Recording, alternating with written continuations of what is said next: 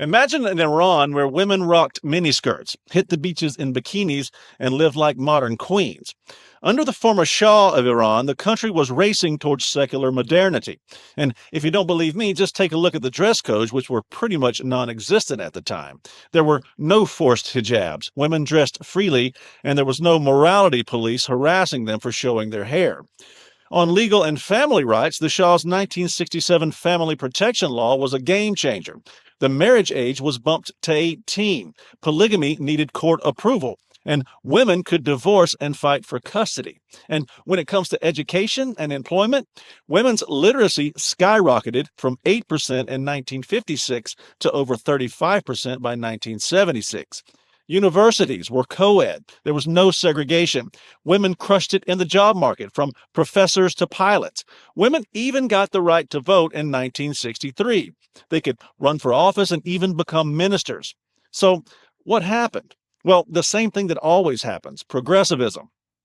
This secular paradise crumbled in 1979 thanks in part to Western mainstream media and liberal politicians who naively paved the way for Ayatollah Khomeini and the mullahs. Take the BBC, for example, dubbed Ayatollah BBC by some because they were so in love with Khomeini. They broadcast his fiery speeches from exile, smuggling them into Iran on cassettes. Millions heard his anti-Shah rants, fueling the revolution like wildfire. France rolled out the red carpet, giving Khomeini refuge in a Paris suburb. From there, he coordinated the uprising, chatting with global media who painted him as a mystic liberator, not a theocrat.